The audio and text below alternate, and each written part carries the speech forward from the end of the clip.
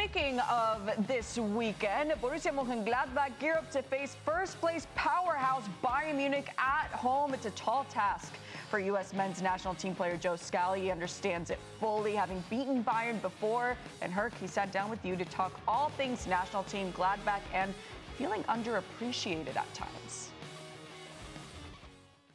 Joe Scally, my man. I feel like you've been in Europe forever, but I keep forgetting how young you are. You're 22 years old. You were just saying 3 days ago was your 4-year anniversary in Europe. How you doing, my man?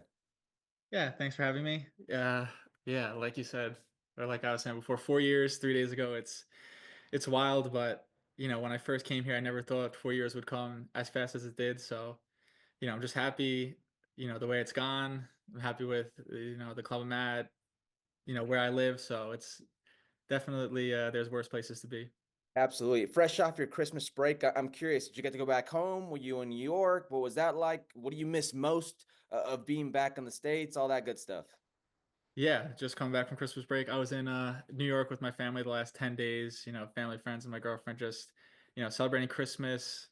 Definitely, I got my pizza in, I got my bagels. So those are, the checkpoints that I had to do. And definitely that's the biggest thing I miss is just the food. I'm like such an American guy in this way with food. Like I love chicken wings, I love pizza, burgers. So that's the biggest thing I miss. And that's the first thing I get. No good chicken wings and burgers out in Germany is what you're telling me? No, it's not the same. Definitely not the same. So you said it's 4 years, and what amazes me most about your journey is these 4 years for you have been pretty consistent in you playing. I mean, if we look at the under 22 players abroad in Europe right now, I mean, you got your Jude Bellinghams, you got your Florian Wirtz. You're right there with consistency in minutes and playing at a top level. I mean, you got to be very proud of that. When you look at how far you've come, what do you take away from this?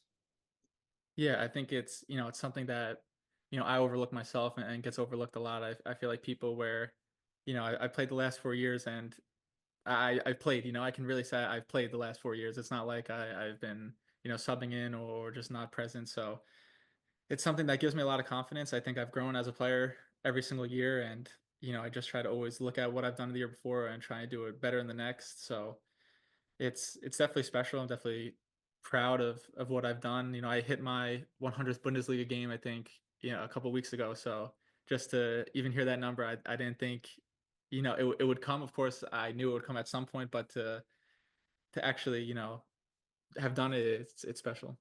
Joe, you talk about being overlooked maybe. Do you sometimes feel underappreciated? Because I look at whether, whoever the coach may be at the club level or national team level, you've played right back, left back, you've played a version of a center back. Do you feel underappreciated at times? Like maybe you're not as valued as you should for what you've done at such an early age? Yeah, it's always different. At the same time, I've had, you know, plenty of different coaches, and I've played under all of them. So I know in the coach's eye, it's definitely I'm valued. I've played, yeah, with Adi Hutter here, played the first whole season. Then yeah, Daniel Farka now both with Gerardo Suana. So I definitely feel appreciated here.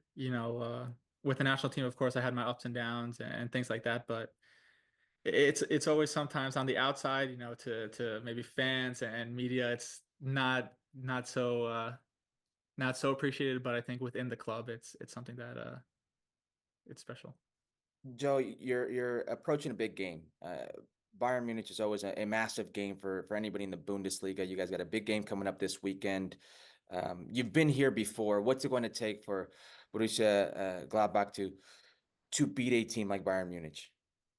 Yeah, I mean, like you said, they're one of the best teams in the world, best team in the league right now. So it's always a special game. I think every player gets up for it and you know has so much confidence within themselves because they want to prove, not only to themselves but to the world that that we can hang with these type of players. So it's I think the whole team's excited. I'm excited. I've beaten them before, so there's no reason we can't go out and try again. And coming off from the Christmas break, I think it helps us because they're not so in a rhythm and a flow.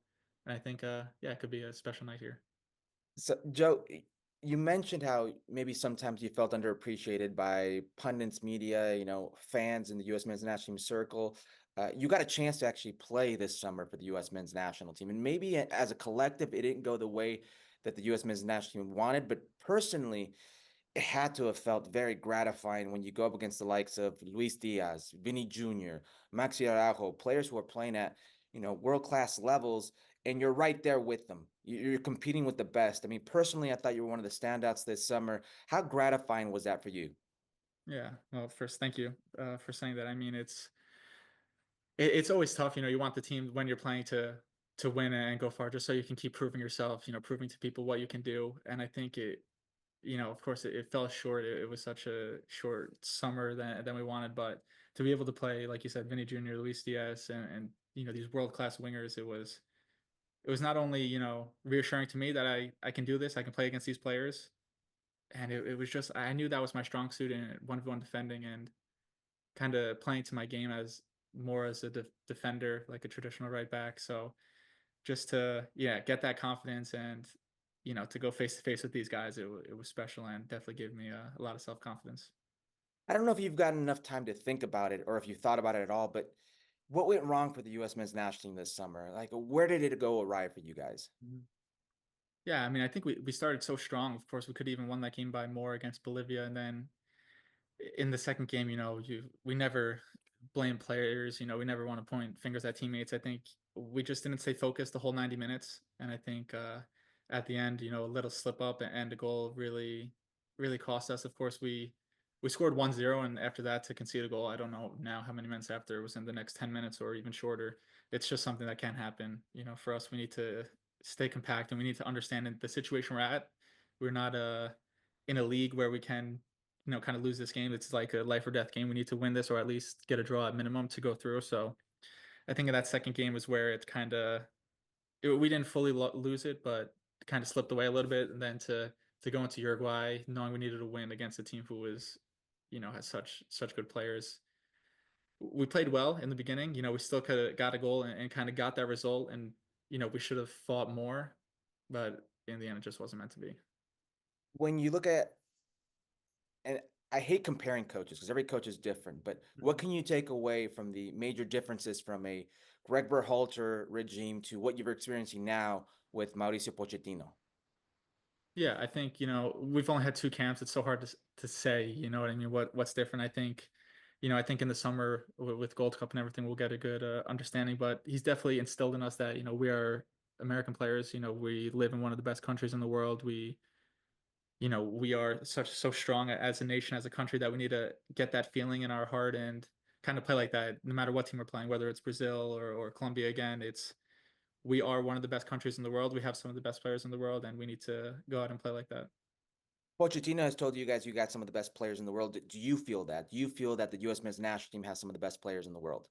Yeah, I definitely feel that. If you look at the players that we have and what they're doing, it's definitely special. I mean, Christian has been playing unbelievable. We have, you know, Gio who's coming back playing games with Dortmund right now. We have such good players all around in different positions. Anthony, who's one of the best left backs in the Premier League. Uh, so even for me, it's nice to see what he does because we play similar, the same position, different sides. And yeah, we have such world class players. I think it's as a group, if we all work together and just understand that, it's hopefully something special can happen. I look at some of the differences that I see from a Mauricio Pochettino and Gregg Berhalter, maybe similarities as well. And with Pochettino, you can see an uptick in intensity. It seems like there's an intensity about you guys, whether it's just watching the training sessions, hearing from other people who have been at these training sessions, or these little things that Pochettino has tweaked. But I've seen some of these things tried to be implied by Gregg Berhalter himself. Do you think at times it's an overload of information, or this is the new age for a footballer? Yeah, it could go both ways. I think he's he's more not so concerned about a system that he wants to play, like 4-3-3, for example. I think he's more so looking at the players and seeing our strengths and where he can get the best out of us. So I think he showed that where I kind of played sometimes as a right center back in the three. Anthony pushed high to use his energy up and down the left, where I feel as more with Greg, we were playing the 4-3-3. Of course, it was still the formation that worked into our styles. um just we didn't kind of switch around from that. And I think all the players, we got comfortable in that and we felt in our heads that was the best for us. But then when you switch around and play different, styles, of course, it's a lot of information, but as a player, that's what you have to do. You have to gather information, then process it yourself. So I think it's definitely a change that maybe needs to happen. So we'll see. There was a time in CONCACAF circles where the strong team in the region was Mexico, and it was just Mexico. The strongest players, if there was a world-class player in the region, it belonged to Mexico. I believe since the time you were born, 2004, I believe, that's shifted. It's been opened. The series has gone back and forth, and you can maybe throw a Costa Rica or Canada in there every once in a while.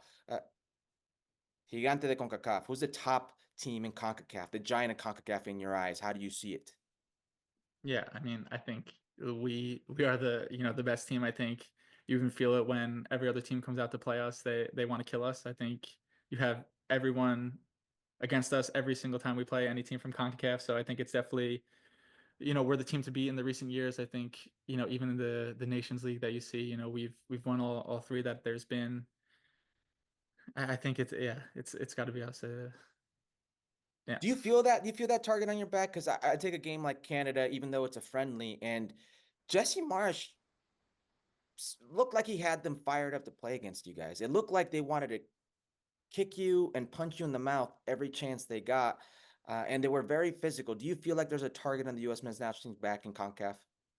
Yeah, definitely. People definitely look at the players we have and the media attention we get, whereas, other countries don't get that. So I think it's something that maybe hurts the other players. They want to prove themselves, just like, when I play Bayern on the weekend, I want to prove myself. They definitely have a target on their back. So it's somewhere in that sense. And I think, yeah, us players definitely feel that going into every game, even, when we're playing in the States against Mexico, it's the whole crowd is Mexican fans. And I think of course, it's special. It's cool to play in. You always like to be the villain, but yeah, I think it's us.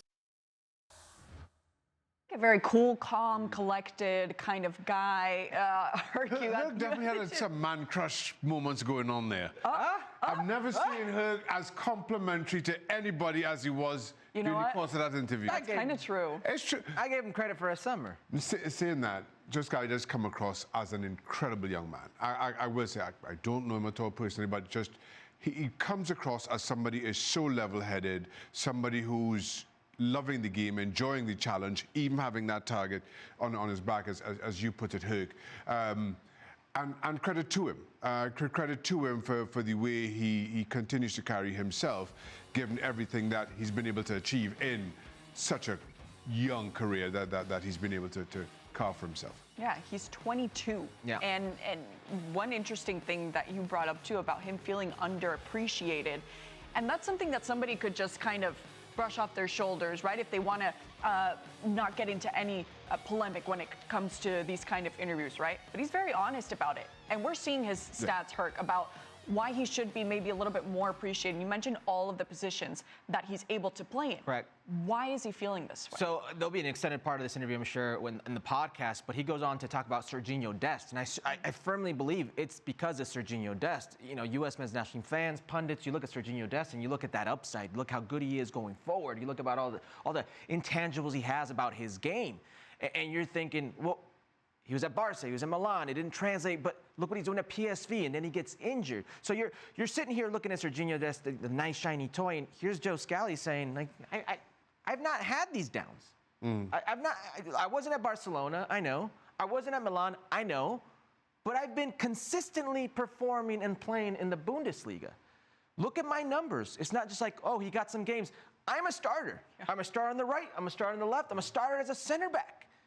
Look what I did this summer. I know he's injured. I know we love Serginho, and he even mentioned it. Like, maybe there's a possibility Serginho and I play with each other. I went, what do you mean? He said, well, I could play as a center back as well in this formation. Maybe he plays as a winger. And I firmly believe this is a player, and we all have egos as players, Jax. We all believe we are there for a reason. He believes he is where he's at for a reason, and he believes he's as good as anybody on that team. So that underappreciated, it comes with the territory, but you can see it. He wasn't shy about it. It was he who brought it up. Yeah, and that's good. He has to kind of call attention to himself. He welcomes that pressure. He knows what it's like not only to face Bayern Munich, even the way he talked about them, saying, yeah, we've beaten them in the past, like it's something that he's very much used to. Yeah. This is a very, very young kid. Speaking of something we can all appreciate, you can appreciate a man crush as well. You had one on Mourinho a few years back. Oh, all right. Where'd that come from? Anyway. Thanks, Mike. Thanks, producer Mike, for that tip. Boy. All right, we want to remind you this can't Saturday, deny it. Sally and company. I know, Borussia Mönchengladbach facing Bayern Munich, 12:30 p.m. Eastern on ESPN+. That's right, Shaka, just boy. laughing off.